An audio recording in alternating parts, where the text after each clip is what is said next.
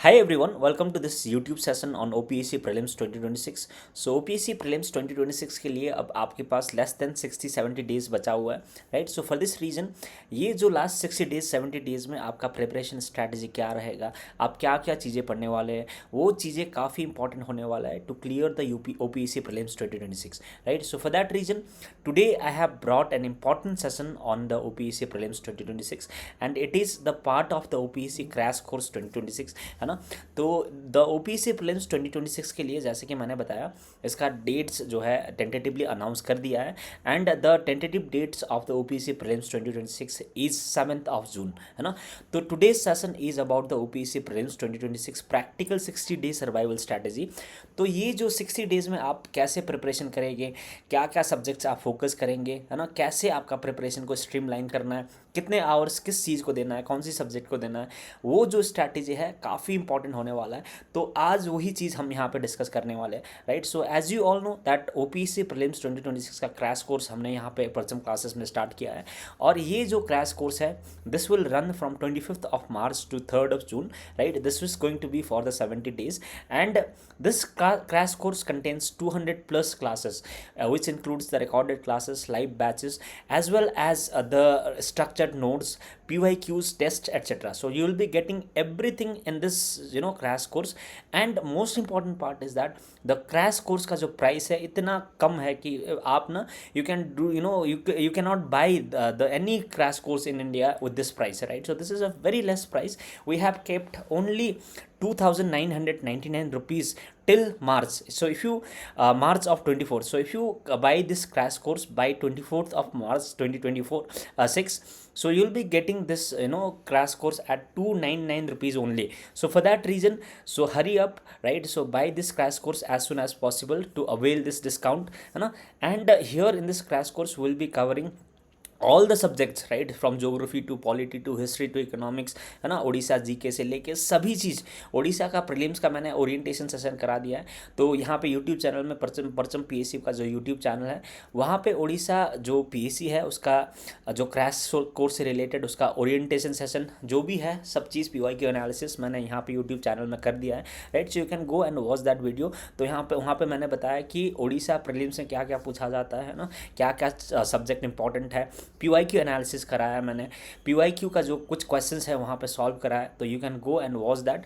तो वहाँ से आपको आइडिया लगेगा कि OPSC actually what does the OPSC prelims want, है ना. तो दैट इज़ द थिंग. तो the OPSC prelims crash course you must avail this batch, है ना. तो काफ़ी कम टाइम है आपके पास. And apart from that we have the all in one state PCS one liner e book 2025, है ना, English version. This has been launched in the by the Parcham, right. So this state PCS one liner ebook contains 16,000 plus one liners, right. So for that reason this if you have this one liner ebook, so you will not be required to read any other GK book, right. So this covers everything from every subjects like the polity, history, geography. ये structured way में यहाँ पे बनाया गया है इस book को, right. So for that reason this ebook is going to be very very important. So if you want to buy this ebook you can visit our website parchamclasses.in and apart from that you can also call this number, है ना. तो that is the thing. So today's session, now moving on to today's session. Today's session is very very important session as we discussed, है ना. तो आपको OPSC prelims इतना कम time आपके पास बचा हुआ है तो वो टाइम को कैसे अलोकेट करना है वो हम यहाँ पे डिस्कस करेंगे.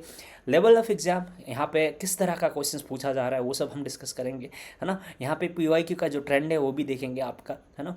And apart from that will discuss the phases, कैसे आपको फेजेस में पढ़ना है ना. तो वो सब चीज़ें हम यहाँ पे डिस्कस करने का कोशिश करेंगे, right. So let's start with the daily plan, है ना. तो फर्स्ट थिंग फर्स्ट आपको जो है ना यहाँ पे OPSC प्रीलिम्स 2026 अगर if you are targeting the OPSC prelims 2026 इसी साल आपको क्लियर करना ही है, if you are very serious about the exam, है ना, then you should not in this 60 days period you should not think that you will cover everything in the 60 days.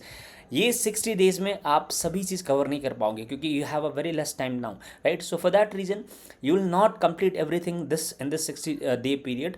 So for that reason you have to prioritise things here. What is the important thing for you, what is not important, you have to segregate, है ना।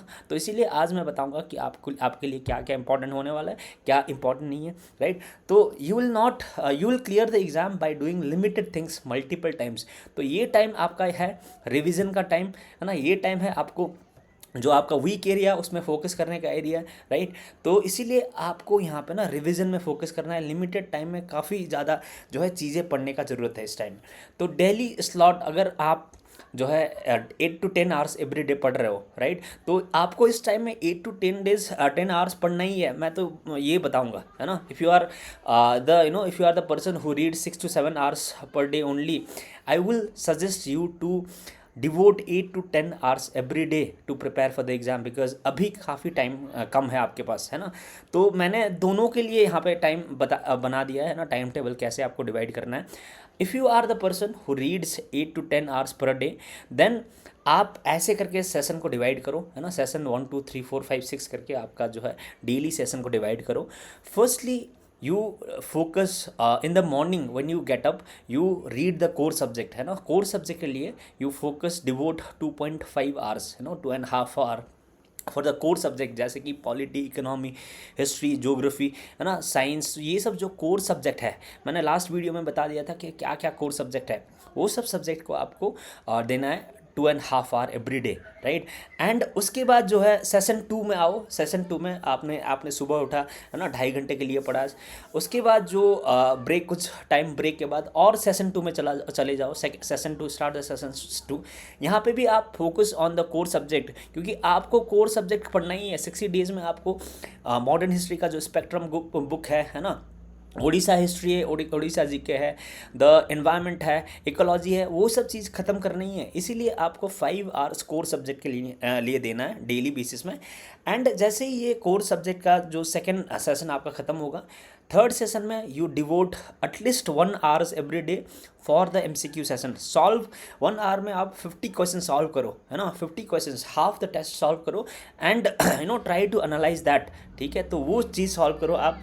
Next जो session 4 है, session 4 में you devote your time for the revision, right. So 1.5 hour you do the revision, and यही period में आप वो MCQ है वो भी सॉल्व करने का कोशिश करो, है ना। तो इस टाइम में ये चीज़ करो आप। एंड जो सेशन 4 है, सेशन 4 में आप करंट अफेयर्स रीड करो 45 मिनट्स के लिए, right. Read the current affairs, very very important. इसका वेटेज भी मैं बता दूंगा। करंट अफेयर्स काफ़ी इंपॉर्टेंट होता है, क्योंकि करंट अफेयर्स एक तो होता है जो करंट अफेयर्स आपका एवरीडे लाइफ का करंट अफेयर्स, दूसरा होता है कि करंट अफेयर्स जो आप पढ़ रहे हो, करंट अफेयर्स के थ्रू आपका स्टैटिक लिंक किया जाएगा, है ना। तो करंट अफेयर्स पढ़ रहे हो मतलब आपका स्टैटिक भी कुछ हद तक कवर होगा, क्योंकि करंट अफेयर्स से रिलेटेड स्टैटिक टच होता है, राइट। जनरली जैसे कि जो दुर्गा पूजा है ना, Durga Puja UNESCO intangible cultural heritage site में ऐड किया गया था। तो उस टाइम में क्वेश्चन क्या पूछने का चांसेस था, पूछा गया था, वो था what is UNESCO intangible cultural heritage sites, है ना, how it is declared and what are the other UNESCO cultural intangible heritage sites, ठीक है। तो करंट से स्टैटिक लिंक होता है। तो करंट अफेयर्स को आपको अराउंड 45 मिनट्स देना है इस टाइम में, राइट। एंड जो है CSAT के लिए सेशन 2 आप डिवोट करिए। CSAT के लिए give 45 minutes every day, because CSAT is a game changer here, है ना। काफ़ी बच्चे जो है CSAT में फेल होता है आजकल, प्रीलिम्स में स्पेशली। तो आपको CSAT को इग्नोर नहीं करना है, एवरी डे 45 मिनट्स देना है CSAT के लिए, राइट। तो that is the thing. But if you read only 5 to 6 hours a day, right, I will not suggest you to read 5 to 6 hours per day only. I will suggest you to read this. I would suggest you to follow this 8 to 10 hours per day. But अगर आप 5-6 घंटा ही पढ़ पाते हो every day, तो आप session 1 में core subject पढ़िए यहाँ पे 2 घंटे के लिए, राइट। सेशन 2 में you read MCQ, right, do MCQ for around 1 hours. यहाँ पे PYQs भी आप सॉल्व करो, दोनों मिला के आप 1.5 घंटे तक सॉल्व करो, PYQ plus MCQ, right. And जो सेशन 3 है, यहाँ पे आप रिवीजन करो, है ना। रिवीजन जो आप ऑलरेडी कोर बुक्स पढ़े उसको रिवीजन करो, टेस्ट का रिवीजन करो, PYQs का रिवीजन करो इस टाइम में। सेशन 4 है, सेशन 4 में आप CSAT करो, है ना, 30 to 40 मिनट्स। तो CSAT नॉन नेगोशिएबल है, you can not negotiate CSAT। CSAT is integral part of your preparation. And उसके बाद जो सेशन 5 है, यहाँ पे करंट अफेयर्स में डिवाइड करो। तो ये वो भी मैं डिस्कस करूँगा डिटेल्स में कि कैसे आपको प्रिपरेशन करना है ना। ये जो टाइम स्लॉट मैं भी वो भी डिवाइड करूँगा कि आपको फर्स्ट वीक में क्या करना है, सेकेंड वीक में क्या करना है, as we move on to the video, है ना।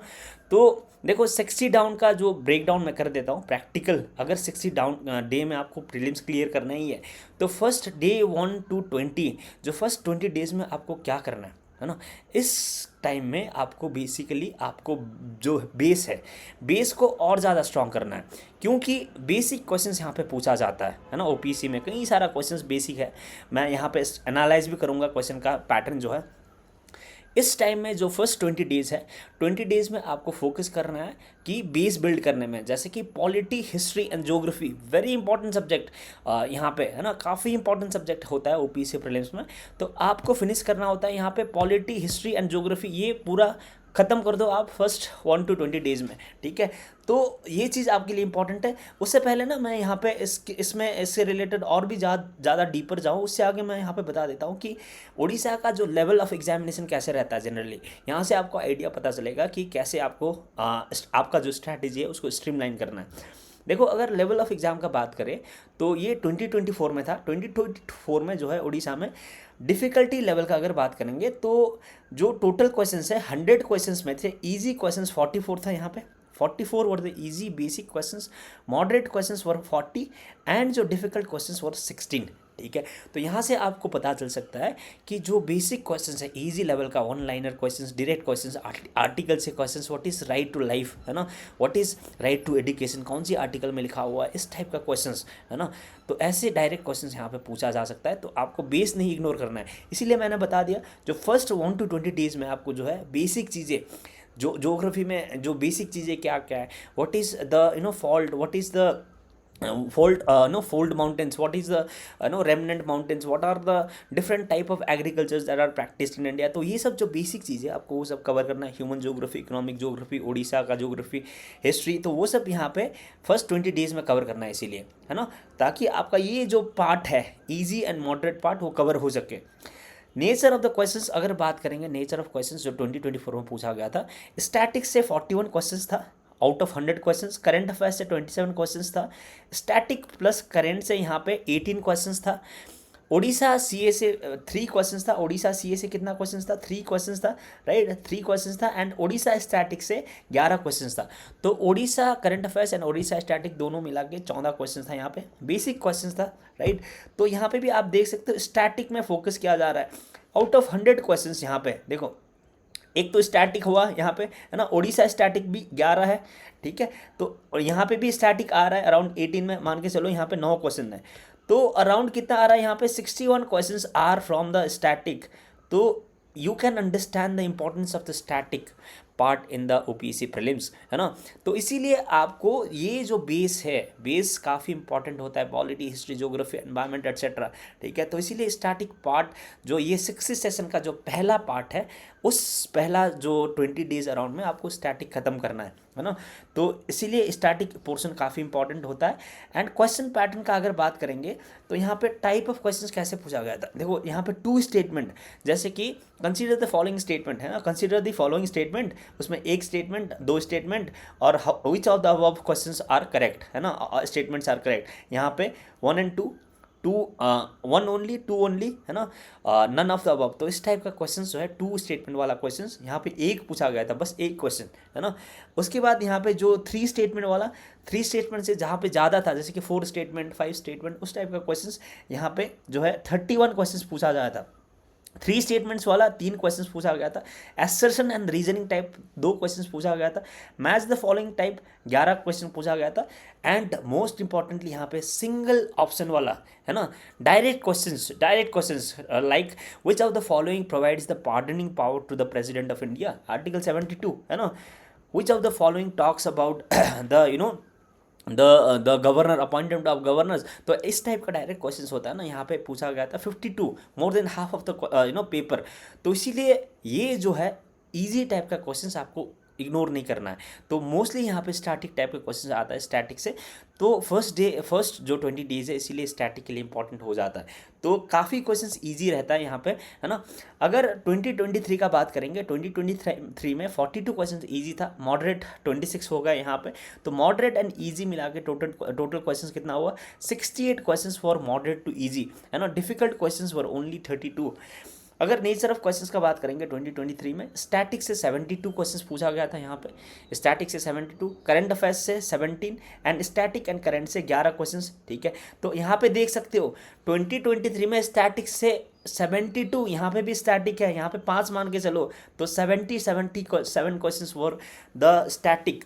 तो आप समझ सकते हो कि the importance of the static in OPSC, right, very important, है ना। एंड यहाँ पे क्वेश्चन पैटर्न 2 स्टेटमेंट का 5 क्वेश्चंस पूछा गया था, 3 स्टेटमेंट वाला 5 क्वेश्चंस, मोर देन 3 स्टेटमेंट वाला 29 questions, assertion and reasoning type questions for 1, match the following 6 and again यहाँ पे सिंगल ऑप्शन वाला 54 क्वेश्चंस, ठीक है। Understanding are you getting my point, that means what you are the inference that you can draw from here is that difficulty level वहाँ पे उतना ज़्यादा नहीं होता है, बेसिक चीज़ें आपको याद रखना होता है, कोर बुक्स इग्नोर नहीं करना होता है, आपको कोर बुक्स पढ़ना ही होता है ना।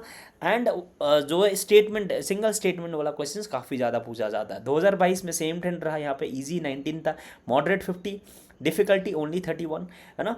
नेचर ऑफ द क्वेश्चंस यहाँ पे स्टैटिक 73 था वहाँ पे, करंट से 22, स्टैटिक्स करंट 5, और यहाँ पे उड़ीसा स्टैटिक 12, उड़ीसा सीए से 3 क्वेश्चंस। डैट मीन्स यहाँ पे स्टैटिक से काफ़ी ज़्यादा क्वेश्चंस पूछा गया अगेन, है ना, 73 क्वेश्चंस, ठीक है। क्वेश्चन पैटर्न 2 स्टेटमेंट वाला जो क्वेश्चन था यहाँ पे 2 पूछा गया था, 3 स्टेटमेंट वाला क्वेश्चन 6 था, मोर देन 3 स्टेटमेंट वाला क्वेश्चन 41 था, एसर्शन वाला 2 question and match the following वाला 12, सिंगल ऑप्शन वाला 37, है ना। तो देखो यहाँ पे भी आप देख सकते हो कि जो level of difficulty of the exam और मच लोअर, राइट। तो इसीलिए आपको बेसिक चीज़ें यहाँ पे कवर करना होता है, राइट। एंड उड़ीसा रिलेटेड अगर बात करेंगे, उड़ीसा रिलेटेड थिंग्स का अगर बात करेंगे, उड़ीसा से कैसे क्वेश्चन पूछा जा रहा है, तो स्पेशली यहाँ पे जो ओपीएससी का जो क्रैश कोर्स है, मैं यहाँ पे स्पेशली जो है उड़ीसा का चीज़ें पढ़ा रहा हूँ, उड़ीसा जीके पढ़ा रहा हूँ, है ना। तो ये चीज़ आपको काफ़ी इंपॉर्टेंट होता है ये। तो 2023 में जो total questions Orissa specific 5 questions था, उसमें लैंग्वेज, टेम्पल, जो पर्सनालिटीज़ था, अवार्ड्स था, इसमें फोकस किया गया था, है ना। एंड 2023 में 13 क्वेश्चंस था यहाँ पे, 13 क्वेश्चंस में से polity, geography, history, CA and books, right. तो यहाँ पे जो 2024 में जो आप देख रहे हो क्वेश्चंस, यहाँ पे स्टैटिक से काफ़ी ज़्यादा क्वेश्चंस था, ज्योग्राफी से, पॉलिटी, हिस्ट्री एट्सेट्रा, ठीक है। तो इसीलिए आपका स्टैटिक काफ़ी इंपॉर्टेंट हो जाता है, राइट। तो ये आप देख सकते हो, ये ट्रेंड है और PYQ प्रीलिम्स का, PYQ लास्ट 5 ईयर्स में कैसे ट्रेंड रहा, ये लास्ट वीडियो में मैं भी बता दिया था, लेकिन आपको ना यहाँ पे मैं बता रहा हूँ ताकि आप अच्छे से स्ट्रैटेजाइज कर सको, आप फोकस कर सको कौन सी एरिया आपका स्ट्रॉन्ग एरिया, कौन सी वीक है, कहाँ पे आपको फोकस करना है वहाँ पे, ताकि आप फोकस कर सकते हो, राइट। तो इसीलिए मैं ये चीज़ डाला हूँ आपको, है ना। तो पॉलिटी अगर का ट्रेंड देखेंगे, polity in the past 5 years, 2020 में ये 14 क्वेश्चंस पूछा गया था, 2021 में 24 questions were asked, in 2022 25 questions were asked, 2023 21 questions, 2024 17 questions. One thing stands clear that the polity is the one of the major important subject in OPSC, ठीक है। इसीलिए मैंने जो फर्स्ट 20 डेज़ में यहाँ पे जो लेसन बनाया था, लेसन प्लान आपका बना दिया था, यहाँ पे आपका पॉलिटी पहले डाला है, right, so that you can focus on the most important part. Polity से जनरली अराउंड आप एक्सपेक्ट करो 20 से 25 क्वेश्चंस पूछा जाएगा, right, that is non negotiable. Polity आपको अच्छे से पढ़ के जाना है, तो इस टाइम में आपको जो है पॉलिटी पढ़ के जाना है अच्छे से, राइट। एंड अगर हिस्ट्री का ट्रेंड का बात करेंगे, if we talk about the history here, right, history में जो है questions in the past 5 years, पहले जो 2020 में 15 questions were asked, right, in the 2021 14 questions were asked, in 2022 11 questions were asked, in 2023 13 questions were asked, and 2024 6 questions were asked, right. Again history, right, sorry, this is the geography that I am talking about, जो geography का part है, तो geography में इतना questions पूछा गया था, right. Again geography is important point, right, so geography यहाँ पे अगेन इंपॉर्टेंट हो जाता है आपके लिए। तो ज्योग्राफी भी पॉलिटी के साथ साथ एक इंपॉर्टेंट सब्जेक्ट है ना, इसको भी नॉन नेगोशिएबल है, this is also non negotiable, इसीलिए मैंने ये भी फर्स्ट 20 डेज़ का जो है प्लान में उसमें डाल दिया है। एंड नाउ हिस्ट्री का अगर बात करेंगे, हिस्ट्री 2020 में there were 14 questions were asked from history, 2021 में 11 क्वेश्चंस, 2022 में 10 क्वेश्चंस, 2023 में 14 क्वेश्चंस, 2024 में 14 क्वेश्चंस। हिस्ट्री अगेन कांस्टेंट, आप एक्सपेक्ट करो यहाँ से 12 से 14 क्वेश्चंस पूछा जाएगा एवरी ईयर, है ना। तो ये 3 सब्जेक्ट मिला के ही आपका अराउंड कितना क्वेश्चंस हो जाएगा, अराउंड 45 क्वेश्चंस ये 3 सब्जेक्ट से ही हो जाएगा आपका, पॉलिटी, हिस्ट्री, जो कल्चर एंड जो ज्योग्राफी है। अब यहाँ पे हिस्ट्री, मेडिवल, मॉडर्न सभी मिला के यहाँ पे मैंने ऐड किया है ना। लेकिन यहाँ पे हिस्ट्री में भी आपको मॉडर्न में ज़्यादा फोकस करना है, उड़ीसा स्पेसिफिक हिस्ट्री में आपको अच्छे से फोकस करना है, वो मैं कवर करा दूंगा। अब मेरे जो हमारा जो यूट्यूब चैनल, हमारा जो क्रैश कोर्स है, क्रैश कोर्स में जो लेक्चर्स कवर किया जाएगा वो आपके लिए सफिशिएंट होगा, है ना। तो 45 क्वेश्चंस इन 3 सब्जेक्ट में ही है। और बाकी और एक इंपॉर्टेंट सब्जेक्ट यहाँ पे आ रहा है, वो है इकोनॉमी, है ना। इकोनॉमी में 2020 में 16 क्वेश्चंस पूछा गया था, 2021 में 17 क्वेश्चंस, 2022 में 13 क्वेश्चंस, 2023 में 13 क्वेश्चंस, 2024 में 18 क्वेश्चंस। तो ट्रेंड देख सकते हो आप। इकोनॉमी भी again very very important, next to polity I would say, है ना। तो यहाँ पे आप एक्सपेक्ट करो 15 से 16 क्वेश्चंस आएगा, राइट। तो ये economy, polity, history, culture, geography ये मिला के 60% क्वेश्चंस यहीं से आ रहा है, राइट, 3 सब्जेक्ट से। और उसके बाद साइंस एंड टेक 2020 में 17 क्वेश्चंस, 2021 में 7। थोड़ा इसका ट्रेंड है जो फ्लक्चुएट है, ये शुरू में काफ़ी ज़्यादा आता था लेकिन थोड़ा कम कर दिया आजकल। 2022 में 5, 2023 में 3, 2024 में 8 क्वेश्चंस, है ना। तो आप एक्सपेक्ट कर सकते हो यहाँ से 4 से 5 क्वेश्चंस आएगा साइंस एंड टेक से। जितना important polity, history, culture, geography, economy है उतना है नहीं, लेकिन फिर भी आप साइंस इग्नोर नहीं कर सकते हो। यहाँ से आपका 10 मार्क्स है, ठीक है, अराउंड 10 मार्क्स का क्वेश्चन आएगा। उसके बाद जो है environment again important topic, 12 questions 2020 में, 2021 में 8 क्वेश्चंस, 2022 में 8, 2023 में 14, 2024 में 14, राइट। तो आप एक्सपेक्ट कर सकते हो यहाँ पे 8 से 15 क्वेश्चंस पूछा जा सकता है। तो आप मान के चलो यहाँ से 12 क्वेश्चंस पूछेगा, है ना, 12 क्वेश्चंस पूछेगा, right. Rest is current affairs, again very important. Person classes का जो करंट अफेयर्स यहाँ पे सेशन कंडक्ट किया जाएगा, आपको जो नोट्स दिया जाएगा पूरा कंप्लीट करंट अफेयर्स वहाँ पे रहेगा, है ना। तो ये करंट अफेयर्स में budget and economic survey Orissa का ये भी इंपॉर्टेंट है, वो भी हम कराएंगे यूट्यूब चैनल में हमारा, है ना। तो देखो करंट अफेयर्स में यहाँ पे ट्रेंड अगर देखेंगे पास्ट 5 ईयर्स में, 2020 में 9 क्वेश्चंस, 2021 में 19 क्वेश्चंस, 2022 में 10 क्वेश्चंस, 2023 में 12, राइट। एक्सपेक्ट करो यहाँ से अराउंड 12 से 15 क्वेश्चंस आएगा करंट अफेयर्स से, ठीक है। तो और उसके बाद जो उड़ीसा का जीके है, उड़ीसा जीके से 3 क्वेश्चन आया था, 1 क्वेश्चन आया था, 17 आया था, 6 आया था, 2024 में 11 आया था। उड़ीसा जीके का जो है फ्लक्चुएट हो रहा है लेकिन अभी बढ़ रहा है। उड़ीसा जीके में फोकस किया जा रहा है काफ़ी, इसीलिए Orissa GK is non negotiable, है ना। एंड उड़ीसा जी के यहाँ पे हमने बात की है, लेकिन जो बाकी चीज़ है, ये सब जो सब्जेक्ट है ना, polity, history, geography, environment, economy, ये सब में भी उड़ीसा से रिलेटेड चीज़ें आएगा।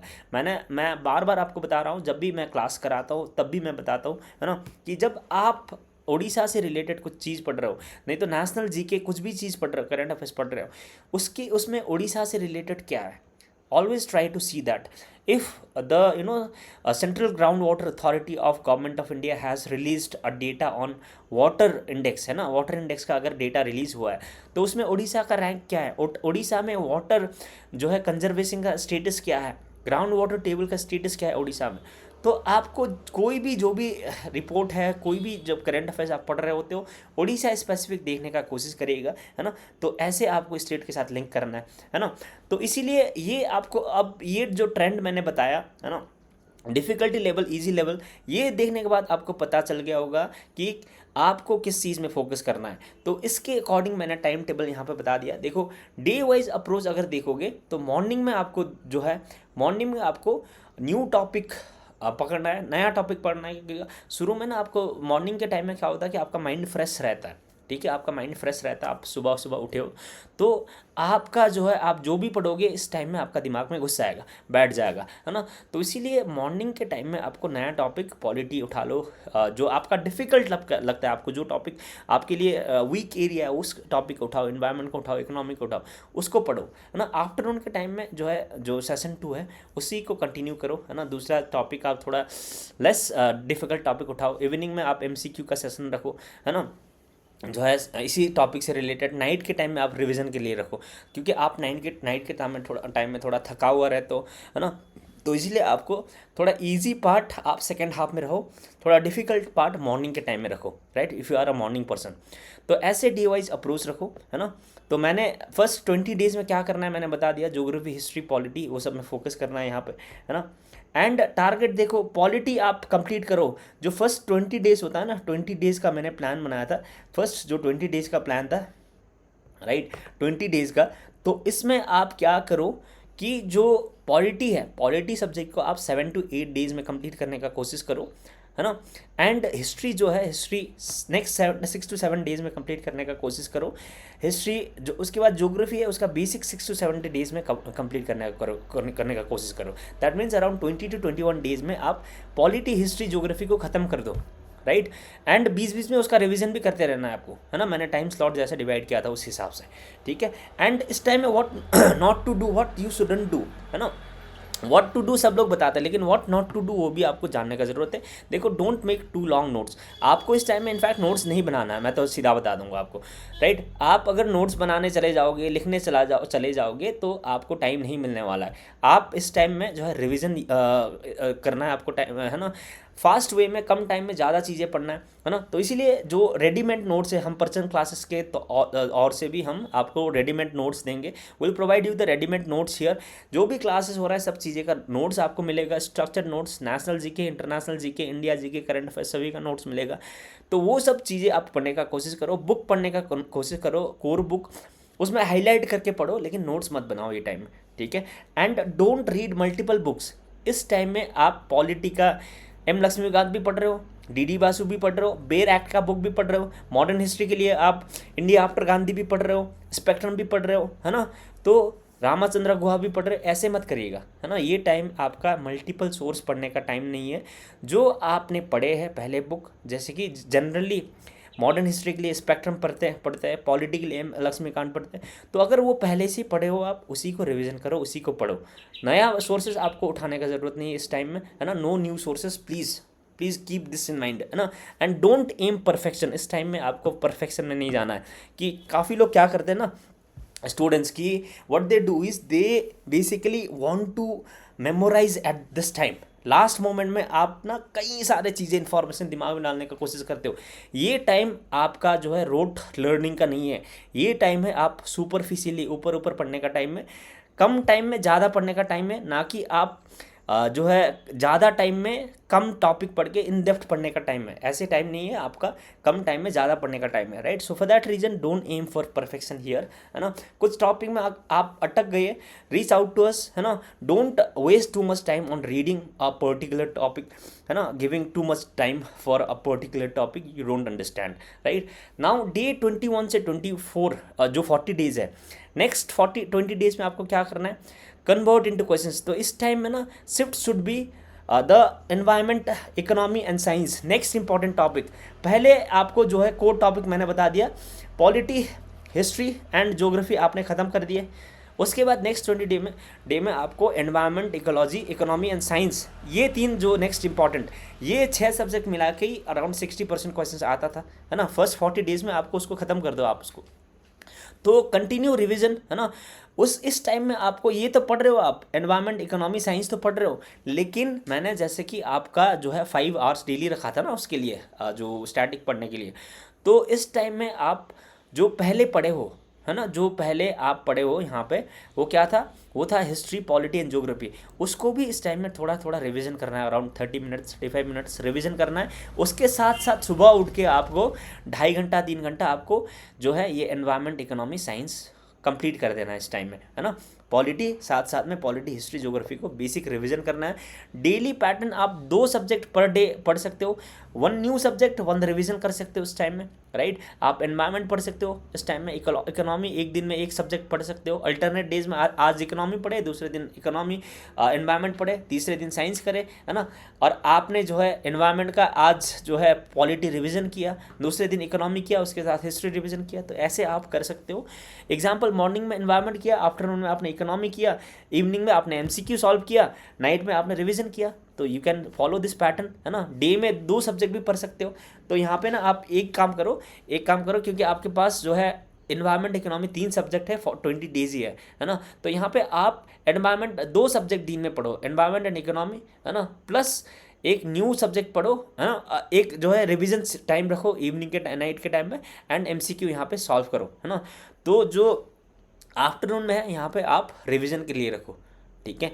Now add this to new start Odisha history. तो यहाँ पे इसी टाइम में आपको ओडिशा हिस्ट्री भी इसी पीरियड में आपको पढ़ना शुरू कर देना, 20-20 में, है ना। तो इसी टाइम में ये 21 से ये 20 का पीरियड जो नेक्स्ट 20 डेज होता है, इस टाइम में ओडिशा हिस्ट्री फोकस करना है। मैंने लास्ट वीडियो में एनालाइज करके बताया था, है ना, आपको 4 to 5 क्वेश्चंस जो है ओडिशा हिस्ट्री से आने का चांसेस होता है हर साल प्रीलिम्स में, है ना। Most important part so far as Odisha GK is concerned, इसीलिए that is the Odisha history. इसीलिए इस टाइम में आपको सेकंड स्लॉट है जो नेक्स्ट 20 डेज में आपको ओडिशा हिस्ट्री फोकस करना है। डेली आप 30 से 40 मिनट इस टाइम में आप ओडिशा हिस्ट्री के लिए रखो, है ना, नेक्स्ट 20 डेज में, ठीक है। तो ये चीज़ करो आप। नाउ नेक्स्ट 20 डेज खत्म हो गया, उसके बाद थर्ड फेज में आता है, राइट, थर्ड पेज नेक्स्ट, उसके बाद नेक्स्ट 10 डेज के बाद करेंगे, अराउंड 15 डेज का। उससे पहले आपको मैं बता दूं, जो परचम क्लासेस है, परचम classes has started the all in one state PCS batch, all in one state PC batch which integrates both prelims and mains of all these state PCS exam, which includes the Jharkhand, Jammu and Kashmir public service commission, Haryana public service commissions, है ना, Himachal Pradesh public service commission, Punjab public service commission, Uttarakhand public service commission, Uttar Pradesh public service commission, Bihar BPSC public service commission, Chhattisgarh public service commission, Jharkhand, Rajasthan, West Bengal, Assam, Maharashtra, Orissa, Madhya Pradesh. तो ये सभी जो state है ना, ये सभी स्टेट का all in one state PSC batch start किया गया है। तो अगर आप ये बैच को अवेल करना चाहते हो तो यहाँ पे एक इम्पॉर्टेंट फीचर आपको देखने को मिल रहा है, वो है कि ये अगर all in one state PSC batch अगर अवेल करोगे तो एक ही पैक में आपको ये सभी स्टेट पीसीएस का आपको यह एक्सेस मिल जाएगा, है ना। तो कई बच्चे क्या करता है कि वो ना 2-3 स्टेट का पीसीएस का प्रिपेयर करता है। जो कई बच्चे ये करता है कि बीपीएससी भी दे रहा है, वो वेस्ट बंगाल पीसीएस भी दे रहा है, वो दे रहा है वहाँ पे यूपी पीसीएस भी दे रहा है ना। तो उनके लिए ये काफ़ी इंपॉर्टेंट होगा। लेकिन जो एक ही स्टेट का पीसीएस दे रहा है, कोई बच्चे हो सकता है कि वो उड़ीसा पब्लिक सर्विस कमीशन ही दे रहा है, कई बच्चे हो सकता है कि वो जो है यूपी पीसीएस दे रहा है, तो उनके लिए भी इंपॉर्टेंट है, क्योंकि उनके लिए भी ये जो है अवेलेबल है। एंड इम्पॉर्टेंटली यहाँ पे इसका जो फीचर है, ये लाइफ टाइम वैलिडिटी है। This course is valid for the entire life, है ना। Once you have the access to this batch, you will avail this batch in for your entire life, है ना। तो कई सारा जो कोर्सेज होता है आजकल, जो भी कोर्सेज होता है, जो कोचिंग सेंटर कोर्सेज बनाता है, उसका वैलिडिटी रहता है 1 ईयर रहता है, 2 ईयर रहता है ना। तो once you buy that batch, 2-3 साल बाद आपका जो है वो बैच खत्म हो जाता है, आपको नया बैच खरीदना पड़ता है ना। तो सिविल सर्विसेज 1 साल में तो क्लियर जनरली होता नहीं है ना, तो 1-2 साल 3 साल तो लग ही जाता है। तो इसीलिए आपको लाइफ टाइम वैलिडिटी काफ़ी ज़रूरत पड़ता है। तो इसीलिए this batch all in one state PCS batch is very important, है ना। काफ़ी इंपॉर्टेंट एजुकेटर्स यहाँ पे जुड़ा हुआ है इस बैच को बनाने के लिए। Live classes, unlimited classes, special add-ons मिलेगा आपको, निमोनिक्स, है ना, एक्सक्लूसिव आंसर राइटिंग सेशन, सभी चीज़ यहाँ पे मिलेगा। If you want to avail this batch, you can go to our Parcham classes app, और परचम क्लासेस जो है का नंबर जो है यहाँ पे दिया हुआ है, वहाँ पे आप कांटेक्ट कर सकते हो, है ना। तो this is an important batch for all of you, ठीक है। तो hurry up, offers are also going on, ठीक है। एंड जो नेक्स्ट 41 to 55 डेज़ है, तो यहाँ पे फिर से आते हैं उसी जो हमारा स्ट्रैटेजी है ना। तो मैंने बता दिया नेक्स्ट फर्स्ट 40 डेज़ का स्ट्रैटेजी क्या होने वाला है। पहला जो है, फर्स्ट में आपको फोकस करना है पॉलिटी, हिस्ट्री, ज्योग्राफी एक्सेट्रा का फोकस करना है। उसके बाद जो है सेकंड में एनवायरनमेंट साइंस एक्सेट्रा का फोकस करना है। उसके साथ साथ आपको ओडिशा हिस्ट्री भी फोकस करना है, यहाँ पे टेस्ट भी लगाना है ना। तो आगे तो आपने टेस्ट तो लगा रहे थे, है ना, आगे टेस्ट तो दे रहे थे आपने। ऑब्वियसली मैंने यहाँ पे जो पहले स्लॉट बनाया था उसमें टेस्ट रखा था, टेस्ट आपको देना ही है हर दिन, ठीक है। टेस्ट इज़ नॉन नेगोशिएबल, लेकिन जो है टेस्ट डेली फुल मार्क देने का ज़रूरत नहीं उस टाइम में। लेकिन जो ये 41 से 55 डेज़ का जो पीरियड होता है, यहाँ पे द रियल प्रिपरेशन स्टार्ट होना चाहिए इस पीरियड में with the full length mock test, ठीक है। तो इस टाइम में आपको फुल लेंथ मॉक टेस्ट में फोकस करना है। यहाँ पे वीकली आपको एटलीस्ट 2 फुल मॉक टेस्ट देना है, 2 फुल मॉक टेस्ट देना है यहाँ पे। एंड ये परचम क्लासेस प्रोवाइड करेगा आपको। And apart from that you will be giving the 2 sectional test. तो 2+2 आपको जो है 4 टेस्ट देना है। आपको 2+2 जो है 4 टेस्ट देना होता है, उसमें से 2 जो है सेक्शनल होने वाला है और 2 है फुल टेस्ट, राइट। तो इस पीरियड में आपको ये करना है। मॉक टेस्ट देना काफ़ी ज़रूरत है, क्योंकि मॉक टेस्ट से आपका हेल्प होता है कि आपका प्रिपरेशन लेवल क्या है, आप जो है जो रिकॉल कैसे कितने जो है आप पढ़े हुए हो उसको रिकॉल कर पा रहे हो आप, है ना। आपका आपको एग्ज़ाम का अप्रोच कैसा रहना चाहिए, कैसे आपको क्वेश्चंस को अटेम्प्ट करना चाहिए, तो उस चीज़ के लिए आपको जो है मॉक टेस्ट काफ़ी इंपॉर्टेंट होगा यहाँ पे, ठीक है। उसके साथ साथ आप डेली जो MCQ आगे कंटिन्यू कर रहे थे उसको भी कंटिन्यू करो, है ना। तो देखो ये यहाँ पे ना फुल फेज आपको वीकली 4 मॉक टेस्ट देना है इस टाइम में, राइट। तो इसीलिए क्योंकि अब आपके पास 15-20 दिन ही बचा होगा, राइट। एंड देखो यहाँ पे आफ्टर एवरी मॉक आपको जो मॉक टेस्ट तो आपने दिए, लेकिन मॉक टेस्ट देना ही इंपॉर्टेंट नहीं है, उसको एनालाइज करना भी इंपॉर्टेंट होता है। 2 to 3 आवर्स नहीं बोलूँगा मैं, 1.5 से 2 आवर्स जो है आपको मॉक टेस्ट का एनालिसिस में देना है। 1.5 से 2 आवर्स, ठीक है। तो मैक्सिमम 2 आवर्स आप मॉक टेस्ट का एनालिसिस में दो। आप मॉक टेस्ट का एनालिसिस भी जब करोगे, आप जो आपने अटेम्प्ट नहीं कर पाए, है ना, जो टफ लगा आपको क्वेश्चन पेपर में, वो पहले एनालाइज करो, उसका अच्छे से देखो उसमें, है ना। वीक एरियाज आप नोट डाउन करो, वो सब चीज़ें को, राइट। मॉक एनालिसिस करो, आपका वीक एरियाज फाइंड करो, यहाँ पे आपका स्ट्रैटेजी अकॉर्डिंगली चेंज करो, राइट डाउन द पॉइंट्स, है ना। सिली मिस्टेक्स आप नोट करो, वहाँ पे वीक टॉपिक्स आप नोट करो, गेस मिस्टेक्स आपने गेस वर्क कितना लेवल का आपका है वो आप नोट करो, है ना। गोल्डन रूल यहाँ पे क्या होगा मॉक टेस्ट में, आपको आपका जो है मिस्टेक्स में इंप्रूव करना है, नॉट द मार्क्स। आपको जनरली ना मॉक टेस्ट के टाइम में क्या होता है, देखो मॉक टेस्ट के टाइम में क्या होता है कि आप कुछ मॉक टेस्ट में आप बहुत ज़्यादा स्कोर करोगे, आपका हो सकता है 150 भी आ गया, 120 भी आ गया, 130 भी आ गया कुछ मॉक टेस्ट में। लेकिन कुछ मॉक टेस्ट में हो सकता है 50-60 भी नहीं आ रहा है, आपका 50-60 आ रहा है, 70-70 आ रहा है ना। तो मार्क्स अगर आपको कुछ टेस्ट में बहुत कम आ रहा है, कुछ टेस्ट में बहुत ज़्यादा आ रहा है, ये मार्क्स देख के आपको घबराना नहीं है। You should not be worried to see the marks, because marks this is just the test only, right. ये एग्ज़ाम का एक्चुअल एग्ज़ाम पेपर नहीं है, ये वैरी करता है, राइट। तो इसीलिए आपको डीमोटिवेट नहीं करना है, लेकिन आपको इम्प्रूव करना है। मिस्टेक्स आपने उस टेस्ट में जहाँ पे आपने 70 मार्क्स लाया था, 50 मार्क्स लाया था, 60 मार्क्स लाया था, वहाँ पे आपका वीकनेस क्या था, आपने क्या मिस्टेक किया, उसको इम्प्रूव करना है। ना कि आपको जो है आपका जो मार्क्स से लेकर आपको चिंता कर रहे हैं। आप ये सोचते हुए अगर लग गए कि मेरा तो 70 मार्क्स ही आया, मेरा तो नहीं हो पाएगा, तो ऐसे नहीं सोचना है। आपको वीक एरिया इंप्रूव करना है इस टाइम में, है ना। तो मॉक टेस्ट का भी आपको जो है यहाँ पे समझना है। एंड मॉक टेस्ट में जो है आपको कुछ रूल्स है ना। रूल्स जैसे कि आपका elimination technique, elimination approach, right. Elimination approach use करना है यहाँ पे आपको जो है आइटरेशन, जो है मॉक टेस्ट को 3 आइटरेशन में प्रिपेयर करना होता है, वो सब आपको देखना है। देखो जब भी आपके पास मॉक पेपर आता है, टेस्ट पेपर आता है, 100 मार्क्स का पेपर आता है, शुरू में आप 2 मिनट्स होता है, 1 to 2 minutes, what you do is that, right. मैं फर्स्ट फ्रेज में लिखता हूँ, जो पहला जो पेपर होता है, पेपर जब आता है शुरू में, है ना, 1 to 2 minutes, right, what you do is you scan the paper, you go through the paper at once, है ना। क्या क्या आपका किस टाइप का क्वेश्चन पूछा गया आप एक बार देख लो। उसके बाद जो है पेपर जो है आंसर स्टार्ट करना शुरू करो, जहाँ जो इजी एरिया है वहाँ से स्टार्ट करो, है ना। नंबर 1 से स्टार्ट मत करना, नंबर 1 कभी कभार काफ़ी टफ क्वेश्चन देता है। आप नंबर जो टॉप 10 क्वेश्चन होता है काफ़ी टफ होता है शुरू में, ताकि स्टूडेंट को डिस्ट्रैक्ट कर सकते हैं। आपको स्मार्टली अप्रोच करना है आंसर का, है ना। तो फर्स्ट जो आइट्रेशन होता है, राइट, तो आंसर का जो है आंसर को आइट्रेशन में डिवाइड करो। फर्स्ट इटरेशन जो है फर्स्ट इटरेशन में आपको क्या करना है, फर्स्ट इटरेशन में you read, you attempt only those paper, only those questions, right, only those questions which you are sure, ठीक है। जो क्वेश्चन आप काफ़ी श्योर हो, उस क्वेश्चन का आपको अटेम्प्ट करना है फर्स्ट अटेम्प्ट में, फर्स्ट इटरेशन में, राइट। जनरली ये 30 to 40 क्वेश्चन होता है जहाँ पे आप बहुत श्योर होते हो यूपीएससी में, लेकिन यहाँ पे यूपीएससी में अराउंड 50 क्वेश्चन तक भी आप श्योर हो सकते हो, है ना। काफ़ी इजी क्वेश्चन इस टाइम में अटेम्प्ट करना है। जब ये आइट्रेशन आप कर रहे होते हो उस टाइम में जो भी आप आंसर पा रहे हो, जो भी आंसर कर रहे हो, बबल कर देना इमीडिएटली, है ना। उसको बबल करने के लिए लास्ट मोमेंट में मत रखना।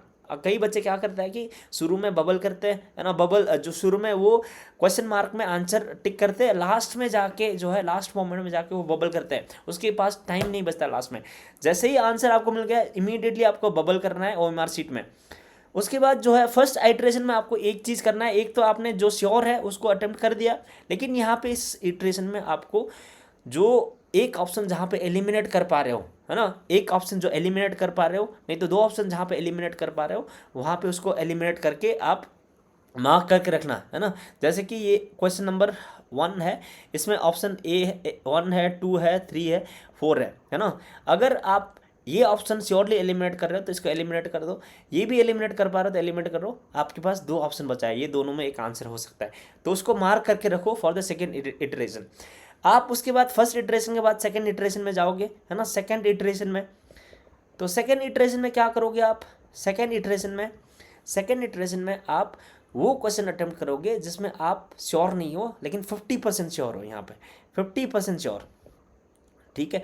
तो देखो आप पहला इटरेशन में आपका कितना राइट हो रहा है, आपके मान के चलो आपका 40 क्वेश्चन आप श्योर हो यहाँ पे, है ना। 40 में आपका 80 मार्क्स आएगा, लेकिन 80 मार्क्स से आप पास नहीं होने वाला हो, प्रीलिम्स का कट ऑफ थोड़ा ज़्यादा जाने वाला है, अराउंड 90+ ही जाने वाला है, 100 से ऊपर ही रहता है। तो देखो आपका जो है सेकेंड इटरेशन में आपका 50% वाला यहाँ पे चांस लेना होता है, क्योंकि 80 मार्क्स से तो आप पास नहीं होने वाला हो। 50% क्यों अटेम्प्ट करना होता है, क्योंकि देखो ये एक गोल्डन रूल है कि अगर आपके पास जो है यहाँ पे ऐसे 50% वाला है ना, 50% वाला जो ऑप्शन एलिमिनेट करके आप रखे हो, ऐसे क्वेश्चन अगर 30 क्वेश्चन आपको ऐसे मिला तो 30 क्वेश्चन में प्रोबेबिलिटी यहाँ पे 15 क्वेश्चन राइट का है, 15 क्वेश्चन जो है रॉन्ग होने का चांस है, राइट, ये है, राइट। तो जो 15 जो राइट क्वेश्चंस है, 15 राइट क्वेश्चंस में आपको कितने मार्क्स मिलेगा, 20 मार्क्स मिलेगा। 15 रॉन्ग क्वेश्चन है, आपको कितना रॉन्ग मिलेगा, 30, 1/3 ऑफ 30, 10 मार्क्स रॉन्ग होगा, राइट, नेगेटिव होगा। दैट मीन्स एग्रीगेट में आपको 10 मार्क्स पॉजिटिव मिलेगा, ठीक है, ये है प्रोबेबिलिटी। तो आप अगर 30 क्वेश्चंस जिसमें 50% प्रोबेबिलिटी वाला अटेम्प्ट करते हो तो आपका नेट मार्क्स है 10 मार्क्स पॉजिटिव मार्क्स ही आपको मिलने वाला है। इसीलिए जो 50% वाला है उसको भी आपको नहीं छोड़ना है, आपको करना है, राइट। तो यहाँ से आपको अगर 10 मार्क्स मिला तो यहाँ से 90 मार्क्स आपको मिला, है ना। अगर आपको लगता है कि ये जो 2 इटरेशन के बाद भी आपका जो है मार्क्स सेफ जोन में नहीं है तो थर्ड इटरेशन में जाओ, 3 इटरेशन में। थर्ड इटरेशन में आप क्या करना है, थर्ड इटरेशन में आपको वो क्वेश्चंस अटेम्प्ट करना है जहाँ पे आपने एक ही ऑप्शन एलिमिनेट कर पाए हो, 3 ऑप्शन बचा हुआ, तो यहाँ पे कितना चांस रहता है आपका राइट होने का, 0.33, है ना, 0.33। मान के चलो आपका जो है थर्ड इटरेशन में आप मान के चलो 3 ऑप्शन आपका बचा है, एक एलिमिनेट कर रहे हो, ऐसे क्वेश्चंस आपके पास मान के चलो you have 15 question, right, 15 questions. तो इसमें से आपका राइट होने का चांस कितना है, 1/3 प्रोबेबिलिटी के हिसाब से, राइट। दैट मीन्स आपका 5 क्वेश्चन राइट होगा, है ना, रॉन्ग कितना होगा, 2/3, है ना। That means 15 question of 2/3, that is 10 question wrong होगा, राइट, 10 क्वेश्चन रॉन्ग होगा। तो यहाँ पे आपका नेट मार्क्स कितने मिला है, राइट में से आपको 10 मार्क्स मिलेगा, 5 2 10, रॉन्ग में से आपको कितना मार्क्स नेगेटिव होगा, 10 × 2 20, 20 of 1/3 is how much, 6.67, right. यहाँ पे भी आपका जो है आपको नेट मार्क्स कितना मिलने वाला है, नेट मार्क्स 10 - 6.7, 3.33। यहाँ पे भी आपको जो है पॉजिटिव मार्क्स ही मिलने वाला है ना। तो देखो यहाँ पे आपका जहाँ पे एक ही ऑप्शन आप एलिमिनेट कर पा रहे हो, ये एलिमिनेशन का टेक्निक है। देखो यूपीएससी में कई लोग ये यूज़ करते हैं, ऑल्दो नाउ डेज यूपीएससी ने ये इसका स्कोप थोड़ा कम कर दिया है, लेकिन ओपीएससी में आजकल ये यूज़ किया जा सकता है। तो यहाँ पे भी आपको नेट मार्क्स 3.33 मिल रहा है, राइट। तो एक ऑप्शन आप एलिमिनेट कर पा रहे हो, लास्ट में उसको भी नहीं छोड़ना है आपको। अगर आप फर्स्ट 2 आइट्रेशन में फेल कर रहे हो तो पहले आपको 90 मिल रहा था, यहाँ पे 3.33, है ना, आपको 93.33 मिला है ना। तो आपका जो है सिलेक्शन का चांसेस थोड़ा बढ़ेगा। तो ऐसे करके ना आपको आइट्रेशन में जाना है, राइट। तो this is how you should approach the paper, ठीक है। तो मैंने ये गोल्डन रूल बता दिया आपको एलिमिनेशन अप्रोच का। है ना। तो देखो मैंने बता दिया ये 41 से 55 डेज में आपको टेस्ट सीरीज अटेम्प्ट करना है, इसको सॉल्व करना है। आफ्टर एवरी मॉक आपको यहाँ पे जो है वीक एरियाज फाइंड करना है। Now comes the 56 to 60 days final revision mode. आपके पास अब 5-6 दिन बचा है, अराउंड 10 डेज बचा हुआ है। तो इस टाइम में आपको रिवाइज करना है नोट्स जो ऑलरेडी आपने पढ़े हुए हो, है ना। रिवाइज करना है PYQs, है ना, PYQs को रिवाइज करना है। रिवाइज इंपॉर्टेंट फैक्ट्स को जो है रिवाइज करना है, जो इंपॉर्टेंट एरियाज है, ठीक है, जो आपका वीक एरियाज है। जैसा कि हो सकता है आपका पार्लियामेंट वीक एरिया है, finance bill and money bill आप बार बार भूल जाते हो सकता है आप उस चीज़ को रिवाइज करो, है ना। तो ये फेज में आपको जो है रिवीजन करना है ना। जो नोट्स है प्रथम क्लासेस का नोट्स उसको भी रिवाइज करना है। यूट्यूब जो हमारा जो वीडियोज़ है, वीडियोज़ भी आप देख सकते हो, थोड़ा स्पीड बढ़ा के देख सकते हो। अवॉइड न्यू बुक्स तो आप छोड़ ही दो, न्यू सोर्सेज छोड़ ही दो, आप न्यू टॉपिक्स छोड़ दो, है ना। करंट अफेयर्स भी जो भी है ये लास्ट जो 1 वीक का जो है करंट अफेयर्स वहाँ से नहीं आने वाला, क्योंकि पेपर 1 महीना आगे 2 महीना आगे से पेपर सेट होके रखता है ना। इसीलिए जो है आपको करंट अफेयर्स जो ऑलरेडी लास्ट 6 मंथ का कंपाइलेशन, लास्ट 1 ईयर का कंपाइलेशन, वो सब चीज़ें को रिवाइज करना है, ठीक है। तो यहाँ पे जो मैं बता रहा हूँ ये 21 days, first 21 days, second 21 days, इस पीरियड में आपको करंट अफेयर्स नहीं छोड़ना है, करंट अफेयर्स तो पढ़ना ही है ना। एंड इस पीरियड में आपको जो है ये जो पीरियड है एनवायरनमेंट इकोनॉमी साइंस, है ना, इस पीरियड में आपको जो है हमारा जो वीडियोज़ है यहाँ पे परचम क्लासेस के थ्रू, क्रैश कोर्स के थ्रू जो वीडियोस प्रोवाइड किया जा रहा है, यहाँ के थ्रू आप एनवायरनमेंट इकोनॉमी इसी के थ्रू आप पूरा कवर कर सकते हो। You don't need to read any other source, है ना। आप कोर बुक्स अगर नहीं पढ़ रहे हो तो यहाँ पे वीडियोस आप पढ़ सकते हो। वीडियोस में उसी चीज़ को अच्छे से कंपाइल करके शॉर्ट टाइम में आप पूरा चीज़ें कवर कर सकते हो, ठीक है। तो इसीलिए आपको जो है ये लास्ट 60 डेज में पूरा एक बुक ख़त्म करना मुश्किल होगा, डिफ़िकल्ट होगा, लेकिन इस टाइम में आपको जो है वीडियोस देख के वीडियो से रिवीजन करना इजी होगा, है ना। हमारा जो नोट्स है structured notes, small short bullet points में जो नोट्स दिया हुआ है with the flow charts and everything, वो नोट्स अगर आप पढ़ोगे तो आपका रिटर्न ऑन इन्वेस्टमेंट जो है काफ़ी हाई होने वाला है, क्योंकि आपको यहाँ पे एफिशिएंटली पढ़ना होता है। क्योंकि आप जो है पॉलिटी लक्ष्मीकांत का पूरा बुक लेके पढ़ने जाओगे, अगर आप यहाँ पे जो है ये स्पेक्ट्रम का पूरा बुक पढ़ने जाओगे तो वो जब मैंने 1 हफ्ते का टाइम दिया था, टाइम पीरियड, वो 1 सप्ताह में आप शायद ही ख़त्म कर पाओगे, है ना। तो इसीलिए हमारा जो वीडियोज़ है, हमारा जो नोट्स है, काफ़ी स्ट्रक्चर्ड वे में प्रिपेयर्ड है। You should be no referring to them, है ना। Now subject wise practical approach का अगर बात करना है तो पॉलिटी इसमें हाईएस्ट रिटर्न ऑन इन्वेस्टमेंट, सबसे ज़्यादा पॉलिटी में मैंने बता दिया। पॉलिटी अगर आप इन्वेस्ट कर रहे हो तो आपको रिटर्न ऑन इन्वेस्टमेंट बहुत ज़्यादा। रीड वंस, है ना, रिवाइज 3 टाइम्स, मल्टीपल टाइम्स आप रिवाइज करो। I am pretty sure that you have already read this multiple times, but those who are beginners as well इसको बार बार पढ़ो, है ना।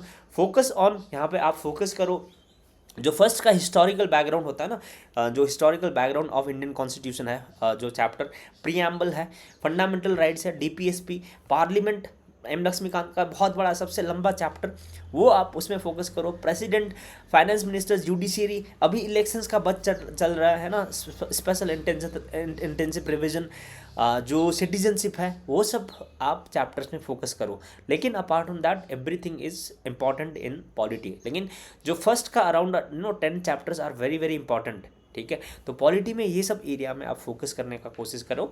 Solve MCQ after each chapter, सभी चैप्टर का आप फोकस करो कि कोशिश करो कि MCQ सॉल्व करने का। लेकिन अगर सॉल्व नहीं कर पा रहे हो तो हम भी यहाँ पे जो है सभी जो हम सेशन कराएंगे स्पेशली उड़ीसा PCS का, तो वहाँ पे हम MCQ कराने का कोशिश कर रहे हैं, तो वो MCQ आप सॉल्व कर सकते हो, ठीक है। नाउ मॉडर्न हिस्ट्री का अगर बात करेंगे तो ये भी काफ़ी, हिस्ट्री का बात करेंगे तो हिस्ट्री में modern history is most important one. History में भी सबसे इंपॉर्टेंट मॉडर्न हिस्ट्री है, याद रखिएगा, है ना। इसमें स्पेक्ट्रम आप 2-3 बार पढ़ो। स्पेक्ट्रम अगर नहीं पढ़ रहे हो तो हमारा जो प्रथम क्लासेस में क्लास प्रोवाइड किया जाएगा वो वहाँ से आप पढ़ सकते हो, है ना। एंड यहाँ पे फोकस आपको टाइमलाइन में होना चाहिए, ठीक है, टाइमलाइन में होना चाहिए। एंड जो उड़ीसा हिस्ट्री काफ़ी इंपॉर्टेंट। उड़ीसा हिस्ट्री के लिए आपको एक पर्टिकुलर सोर्स में जो है स्ट्रक्चर्ड वे में एग्ज़ाम के हिसाब से क्वेश्चंस जो है नोट्स मिलना काफ़ी इंपॉर्टेंट, जो काफ़ी डिफ़िकल्ट है। इसीलिए इसके लिए उड़ीसा का जो क्रैश कोर्स हमने स्टार्ट किया है वहाँ पे उड़ीसा हिस्ट्री डिटेल में कवर किया जाएगा। Orissa history will be covered in detail, है ना। That will be the important source. आप 3-4 घंटे में पूरा उड़ीसा हिस्ट्री पढ़ सकते हो, right. Now do exam relevant thing. यहाँ पे एवरीथिंग नहीं पढ़ना है, सभी चीज़ नहीं पढ़ना है, इसीलिए जो ये क्रैश कोर्स है, क्रैश कोर्स में भी हमारा फोकस यही रहा है कि जो चीज़ें इंपॉर्टेंट है वही चीज़ कराया जाएगा, जो चीज़ इंपॉर्टेंट नहीं है वो नहीं कराया जाएगा, ठीक है। तो इसीलिए ये चीज़ आप याद रखो कि आपको इस टाइम में आपको जानना है कि क्या इंपॉर्टेंट है, क्या इंपॉर्टेंट नहीं है ना। डायनेस्टीज़ आपको मूवमेंट्स है, पर्सनालिटीज़, उड़ीसा का ग्रेट पर्सनालिटीज़, उड़ीसा का फ्रीडम फाइटर्स, उड़ीसा में डायनेस्टीज़ क्या क्या रहा है, वो सब इंपॉर्टेंट है, वो सब आपको यहाँ पे फोकस करना चाहिए।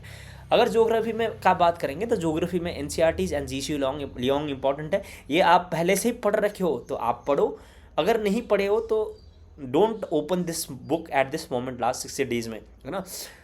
लेकिन अगर नहीं पढ़ रहे हो तो हमारा क्रैश कोर्स है, हमारा क्रैश कोर्स में ये सभी का एनसीईआरटीज़ का सभी का नोट्स क्लासेस आपको दिया जाएगा, है ना। वो वीडियोस आपका नोट्स ही आपके लिए सफिशिएंट हो जाएगा, राइट।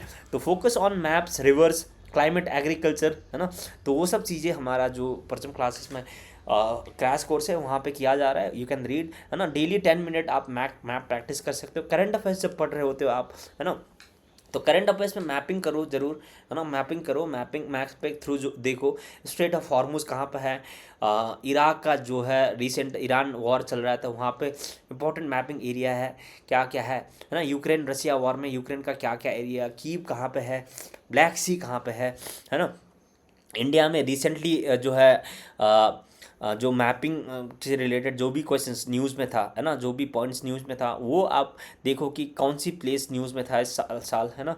तो लाइक दैट। एंड मैपिंग में जैसे कि गंगा रिवर सिस्टम्स का ट्रिब्यूटरी क्या है, महानदी का ट्रिब्यूटरीज क्या है, लेफ्ट बैंक ट्रिब्यूटरीज क्या है, राइट बैंक ट्रिब्यूटरीज, वो सब मैप के थ्रू पढ़ोगे तो आप अच्छे से रिवाइज कर पाओगे, है ना, रिटेन कर पाओगे। Now next is economy. Economy को आपको ओवर कॉम्प्लिकेट नहीं करना है, सिंपल लैंग्वेज में समझना है ना। इकोनॉमी क्या होता है कि जनरली ना बुक में जो लिखा हुआ होता है काफ़ी कम्प्लेक्स वे में लिखा हुआ होता है, जैसे कि एनसीईआरटीज़ भी काफ़ी कम्प्लेक्स है समझने में, है ना। जो बुक है, बुक भी जो भी कंपाइल्ड बुक रहता है मार्केट में काफ़ी कॉम्प्लिकेट वे में समझाते हैं हम लोग। तो इसीलिए इकोनॉमी का जो क्लासेस है हमारा, जो क्रैश कोर्स में जो क्लासेस प्रोवाइड किया जाएगा वही आपके लिए सफिशिएंट होगा।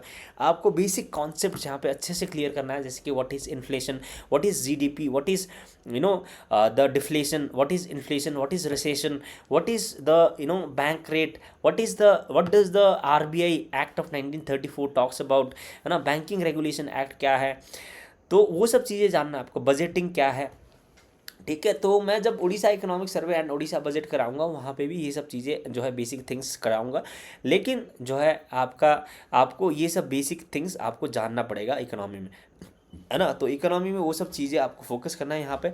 करंट अफेयर्स के साथ always economy is not a static thing, है ना। इकोनॉमी आप कॉन्सेप्ट आपको जानना है कि what is repo rate, what is reverse repo rate, what is MSP, है ना, what is marginal standing facility, what is SDF, आपको ये सब पता है।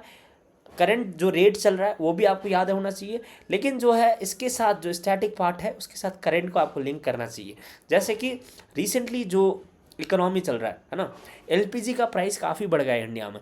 एलपीजी का जो प्राइस था ये काफ़ी इंक्रीज़ हुआ है ना। अपार्ट फ्रॉम दैट जो क्रूड प्राइस है, ब्रेंट क्रूड का प्राइस भी काफ़ी इंक्रीज़ हुआ है because of the Middle East war. Why is it increasing? Because we import more than 60% of our crude oil imports from the Middle East region. LNG का जो import है वहाँ पे वो मिडिल ईस्ट से करता है, तो इसके चलते यहाँ पे इम्पैक्ट हो रहा है। तो आपको इकोनॉमी के साथ लिंक करना है ना, सभी चीज़ें, राइट। तो रिसेंटली जो गवर्नमेंट ने क्या क्या एक्शन लिया है, what is the SARFAESI act, SARFAESI act क्या है, आपको जानना है कि जो बैंकिंग कॉरेस्पॉन्डेंट है वो किस एक्ट के तहत आता है, राइट। जो भी चीज़ें हैं करंट अफेयर्स के साथ लिंक करने का कोशिश करो। रिसेंटली जो है आरबीआई ने किस किस बैंक के ऊपर एक्शंस लिया है, ठीक है, तो वो किस एक्ट के तहत लिया है वो सब आप जानने का कोशिश करो। जैसे कि मल्टी स्टेट कोऑपरेटिव सोसाइटीज़ है वो कैसे फंक्शंस करता है ना। तो all these things should be known to you in economy. And environment जो है, इन्वायरमेंट एक वेरी स्कोरिंग टॉपिक होता है और काफ़ी ज़्यादा क्वेश्चन से पूछा जाता है सिंपल टॉपिक से। जैसे कि इन्वायरमेंट में आपको बायोडाइवर्सिटी से क्वेश्चन पूछा जाएगा, what is the natural vegetation, यहाँ पे आपको पूछा जा सकता है कि सिमिलीपाल नेशनल पार्क है ये, है ना, कब इस्टेब्लिश किया था, यहाँ पे किसके लिए फेमस है सिमिलीपाल नेशनल पार्क।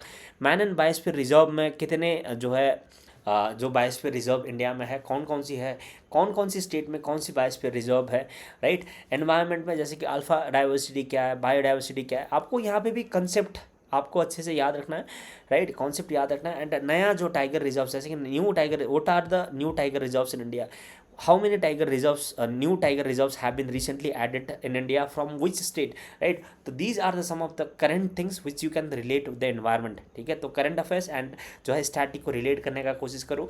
ये सब चीज़ें हमारा जो क्रैश कोर्स में कंप्लीटली कवर किया जाएगा, है ना। एंड साइंस का अगर बात करेंगे तो साइंस में आपको बेसिक चीज़ें आपको जो है पढ़ के जाना होता है, जैसे कि NCERT 6 to 10 NCERT ओनली, है ना, एडवांस लेवल में नहीं जाना है यहाँ पे, राइट।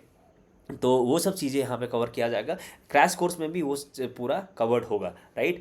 एंड करंट अफेयर्स का बात करेंगे तो करंट अफेयर्स आपको स्मार्टली पढ़ना है ना, स्मार्ट वे में पढ़ना है। यहाँ पे करंट अफेयर्स जो भी है एक बहुत सारा बहुत मोटा एवरी मंथ का करंट अफेयर्स यहाँ पे उठा के आपके पास पढ़ने का टाइम नहीं है इस टाइम में, है ना। तो परचम क्लासेस जो करंट अफेयर्स का मटेरियल्स देगा वो सफिशिएंट रहेगा, लेकिन आपको यहाँ पे फोकस करना होगा स्कीम्स में। स्कीम्स में भी उड़ीसा रिलेटेड स्कीम्स क्या है, जैसे कि कालिया स्कीम है उड़ीसा में, है ना, उड़ीसा से रिलेटेड जो भी इरिगेशन से रिलेटेड स्कीम है, राइट। तो वो सब स्कीम्स आपको फोकस करना होता है। नेशनल लेवल में भी जो भी स्कीम्स रिसेंटली आ रहा है वहाँ से आपको पूछा जाता है ना। रिपोर्ट्स में फोकस करना है, रिपोर्ट्स में क्या क्या रिसेंटली क्या क्या रिपोर्ट आया है ना। एनवायरनमेंट में फोकस करना है, करंट अफेयर्स से रिलेटेड एनवायरनमेंट है। प्लेसेस एंड न्यूज़, कौन कौन सी प्लेसेस था recently news, international news, recently tariff war चल रहा है ना, मिडिल ईस्ट वॉर चल रहा है, तो इंटरनेशनल से भी करंट अफेयर्स कुछ पूछा जाता है ना। तो वो सब चीज़ें आपको जानना है। आपको यहाँ पे देखो जैसे कि ईरानियन रेवोल्यूशन के बारे में पूछा जा सकता है। ईरान रेवोल्यूशन जो 1979 में हुआ था, है ना, तो वो किससे रिलेटेड था, क्योंकि रिसेंटली जो ईरानियन रेवोल्यूशन का जो मेन जो लीडर था है ना ईरान में, Ali Khamenei, Ayatollah Khamenei, right, Ayatollah Khamenei has been killed by US invasions, है ना, इन द ईरान। तो उन्होंने ईरानियन रेवोल्यूशन कराया था, है ना। तो ईरानियन रेवोल्यूशन किस टाइम में हुआ था, वहाँ पे शाह का एक रेजीम चलता था उस टाइम में, उसके अगेंस्ट में इस्लामिक जो है कल्चर को रिवाइवल करने के लिए ये ईरानियन रेवोल्यूशन स्टार्ट किया गया था, लेकिन उसका जो मेन लीडर था उसको यहाँ पे अब ख़त्म कर दिया गया, है ना। एंड वो ईरान क्या है, ईरान एक सिया कंट्री है, सिया मुस्लिम का। तो वो सब चीज़ें आपको इंटरनेशनल भी जब करंट अफेयर्स पढ़ते हो आपको स्टैटिक्स से के साथ लिंक करना है, हिस्ट्री के साथ लिंक करना है। इसका स्ट्रक्चर्ड नोट्स सभी चीज़ हमारा परचम क्लासेस में क्रैश कोर्स के अंदर प्रोवाइडेड है, राइट। एंड उड़ीसा जो है के रिलेटेड, उड़ीसा के स्पेसिफिक जो है हमारा अराउंड 29 सेशन का, 30 सेशन का, 29 से 30 सेशन का वीडियो होगा, है ना। 30-40 घंटे का वीडियो, 30-35 घंटे का वीडियो होगा। तो with in that 35 to 40 hours का जो वीडियो है आप 2 दिन में ख़त्म कर सकते हो, पूरा वीडियो देख के, है ना, 2 दिन में ख़त्म कर सकते हो। उसमें पूरा उड़ीसा का जीके कंप्लीट मैंने कराया है ना। एंड उड़ीसा का ही नहीं, मैं वहाँ पर जो भी चीज़ें हैं उड़ीसा से के साथ जो लिंक होता है नेशनल जीके में, जैसे कि उड़ीसा का जो क्लाइमेट टाइप क्या है, savanna, tropical savanna type climate है ना। तो एज पर द कोएपन क्लासिफिकेशन, तो कोएपन क्लासिफिकेशन का जब उड़ीसा का बात करता है तो मैं नेशनल का भी पढ़ा देता हूँ, क्योंकि आप उड़ीसा स्पेसिफिक पढ़ रहे हो तो नेशनल का भी पढ़ना है, जब नेशनल पढ़ रहे हो तो उड़ीसा स्पेसिफिक आपको देखना होता है। तो यहाँ पे जो मैंने उड़ीसा का जीके करा रहा हूँ वो आप जो वीडियो देखोगे तो वो सफिशिएंट हो जाएगा आपके लिए, उसके अलावा कुछ पढ़ने का ज़रूरत नहीं पड़ेगा। आई am pretty sure about it, है ना। वो स्ट्रक्चर्ड वे में आपके लिए वीडियोज़ बनाया गया है, नोट्स दिया जाएगा। फोकस यहाँ पे mostly, not only, right, mostly should be on the Odisha history में आपको फोकस करना है। ओडिशा हिस्ट्री का जो है वेटेज काफ़ी इंपॉर्टेंट है, मैंने लास्ट वीडियोज़ में बार बार रिपीट कर रहा हूँ, ओडिशा हिस्ट्री काफ़ी इंपॉर्टेंट है। Odisha geography, basics, drainage system, irrigation, agriculture, है ना, यहाँ पे जो फिजियोग्राफिक डिवीजन है वो सब में आपको यहाँ पे फोकस करना होता है। ओडिशा का एनवायरनमेंट, यहाँ पे नेशनल पार्क, बायोस्फीयर रिजर्व्स है यहाँ पे, है ना, एनवायरमेंटल जो है क्लाइमेट कैसे है, तो वो सब में यहाँ पे फोकस करना है आपको इस टाइम में, ठीक है। Now the CSAT, now the most important part comes here. मैंने पूरा GS का पेपर 1 का बता दिया कैसे आपको पढ़ना है ना। तो CSAT में देखो ये काफ़ी बच्चे इग्नोर करता है, स्पेशली आजकल ना जो साइंस बैकग्राउंड का बच्चे होता है, जो ऑलरेडी इंजीनियरिंग किए हुए बच्चे, इंजीनियरिंग का, साइंस का स्टूडेंट, उन लोग क्या करते हैं कि they are very proud, they say that कि मेरा तो साइंस बैकग्राउंड है भाई, मैंने तो इंजीनियरिंग किया हुआ है, लाइक मेरा तो श्योरली जो है CSAT पास हो जाएगा, मैं तो CSAT पास कर जाऊँगा। लेकिन उन लोग का जो है ज़्यादा फेल होने का चांसेस रहता है। मैंने कई सारा स्टूडेंट्स ऐसे देखे जो इंजीनियरिंग बैकग्राउंड का है, जो साइंस बैकग्राउंड का है, लेकिन सी सैट में फेल हो रहा है, क्योंकि उन लोग इग्नोर करते हैं सी सैट को। लेकिन जो ह्यूमैनिटीज़ का बच्चे होते हैं उन लोग डरते हैं सी सैट से, उन लोग प्रिपेयर करते हैं सी सैट को, है ना। तो इसीलिए उन लोग का चांसेस सिलेक्शन आजकल ज़्यादा होता है सी सैट में। तो ये ट्रेंड मैंने ऑब्जर्व किया है ना लास्ट फ्यू ईयर्स में। तो जो भी आप कोई भी बैकग्राउंड के हो आप, है ना, whether you are science, humanities, whatever, आपको you should not focus on, you should not ignore the CSAT. CSAT is most important, most ignored, है ना। तो सी सैट क्वालिफाइंग है, 66 मार्क्स लाना होता है आपको, लेकिन यहाँ पे काफ़ी बच्चे फेल कर जाते हैं। तो डेली आपको 30 से 40 मिनट आपको देना ही है। मैंने बार बार रिपीट किया इस चीज़ को, 30 से 40 मिनट देना है। फोकस आपको कॉम्प्रिहेंशन में यहाँ पे फोकस करना है ना, आपका बेसिक मैथ्स, रीजनिंग।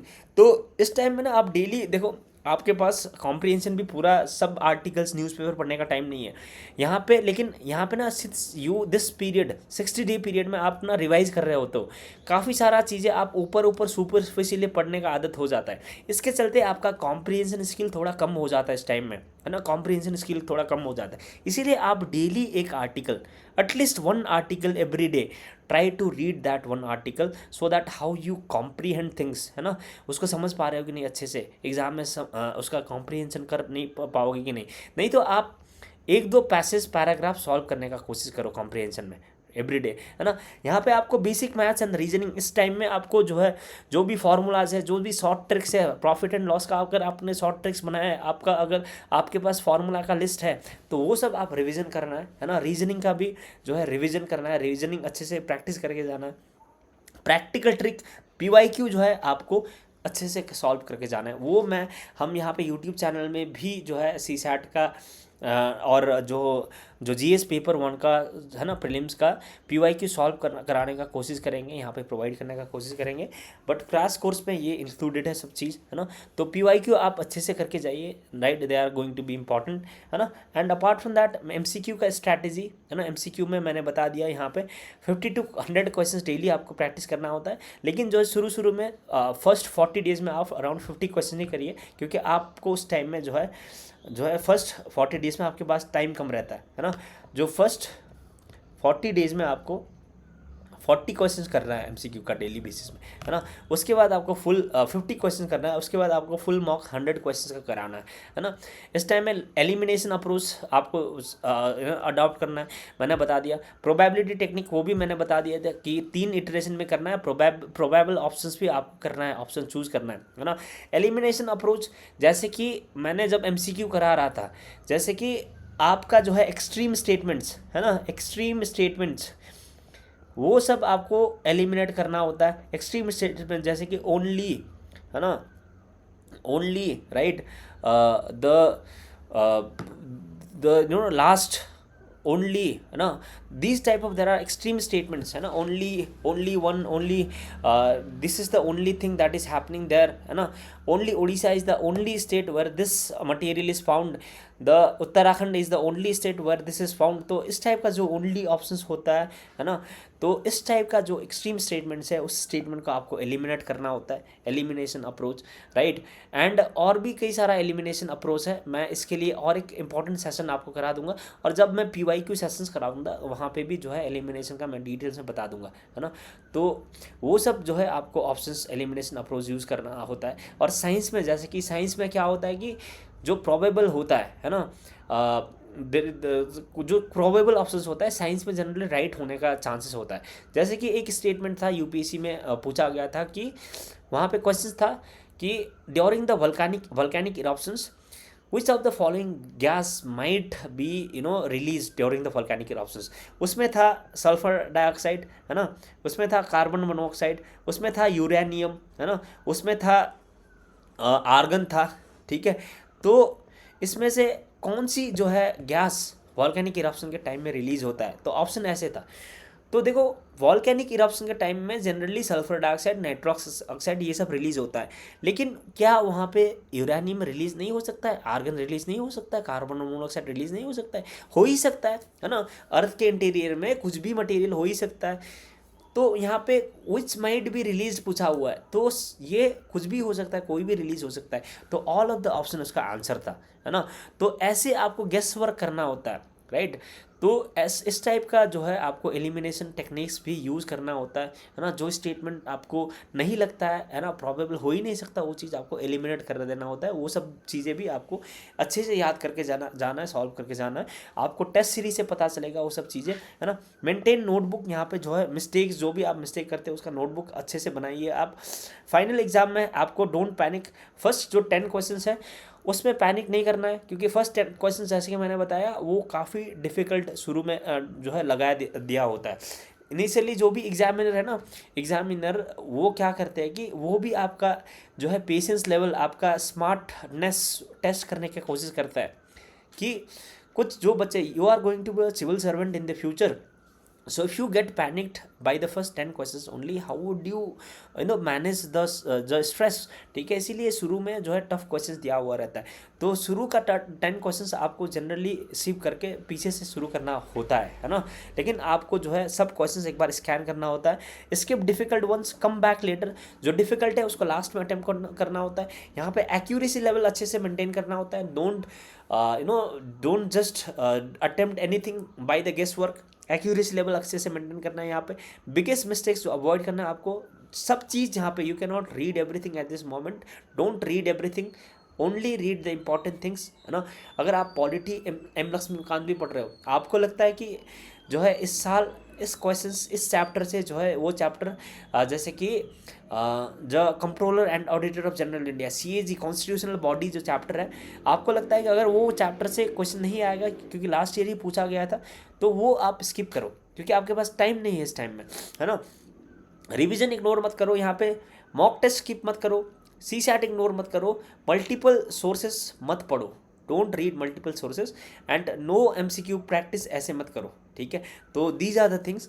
तो फाइनल रियलिटी चेक अगर बात करना है तो यहाँ पे तो OPC prelims is not just about knowledge, आपको यहाँ पे नॉलेज ही टेस्ट नहीं किया जाता है, क्योंकि OPC का most of the pattern has been focused on UPC। Now the UPC pattern में ही क्वेश्चन पूछा जा रहा है, तो इसीलिए आपको OPC में आपको जो है आपका स्मार्ट वर्क काफ़ी काम करने वाला है, आपका एलिमिनेशन टेक्निक काफ़ी इंपॉर्टेंट होने वाला है। आप लास्ट 60 डेज़ में कैसे स्मार्टली पढ़ते हो वो आपके लिए इंपॉर्टेंट होने वाला है, क्योंकि आप लास्ट 60 डेज़ में जो नहीं करोगे, है ना, कि एक कहावत है कि sometimes weeks happens in months, sometimes even month doesn't happen a week, ठीक है। तो आपको ना ये होता है कि कभी कभार ये लास्ट 60 डेज़ में आप जो पूरा साल नहीं कर पाए हो, इसी 60 डेज़ में कर बैठते हैं कई लोग, तो इसीलिए ये 60 डेज़ काफ़ी क्रूशियल होने वाला है।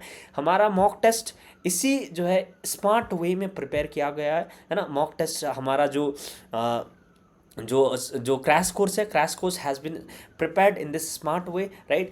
तो यहाँ पे आपको, है ना, आपका जो कैसे आपको एग्ज़ाम को अप्रोच करना है, क्या क्या इंपॉर्टेंट चीज़ें वो उसमें फोकस किया गया है ना। तो आपको जो है फाइनल रियलिटी चेक में ये याद रखना है कि ये this is not only about the test of knowledge, this is about the test of skill, है ना। Your elimination skill, your revision, how much you are able to revise, how much you have revised and how much you are able to retain, right। तो इसीलिए आपके लिए यहाँ पे क्या important है कि आपका practice, revision, smart study, guidance, mentorship and planning काफ़ी इंपॉर्टेंट है ना।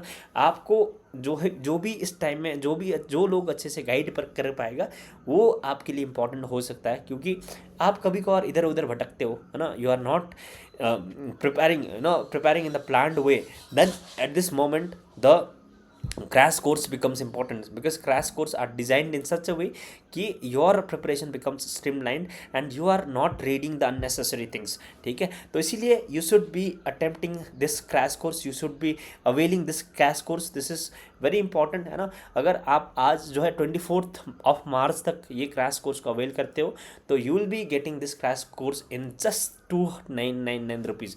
इतना कम दाम में आपको कोई भी क्रैश कोर्स नहीं मिलने वाला है, इतना सारा वीडियो लेक्चर्स, इतना सारा नोट्स नहीं मिलने वाला है, right. So go and order this crash course today itself. So this is the today's OPC prelims 2026 जो है strategy practical 60 day survival strategy है ना, जो 60 डेज में आपको क्या करना है, इस वीडियो को देखने के बाद I hope you are clear now कि what you should be doing, है ना. So if you have any doubts you can always reach us to us through the management, and you can, if you have any doubts you can comment in the comment section as well, right. So with that said, I'm concluding this session. I hope your preparation is going well, right. Do not waste any time at this moment, but please maintain your mental hygiene as well, right. Do not prepare in such a way कि your mental stability is affected, है ना. mental hygiene is also very very important. तो आप जो है दिन में आपका फैमिली के साथ भी टाइम स्पेंड करने का कोशिश करो, आपका फ्रेंड्स के साथ भी टाइम स्पेंड करने का कोशिश करो बीच बीच में, लेकिन ज़्यादा नहीं, राइट. तो so that your study does not become the monotonous, right. So give time to everything, balance your life, but your focus is on the UPSC prelims OPSC prelims 2026, ठीक है. तो do not bogged away, you know, but you should keep preparing for the exam.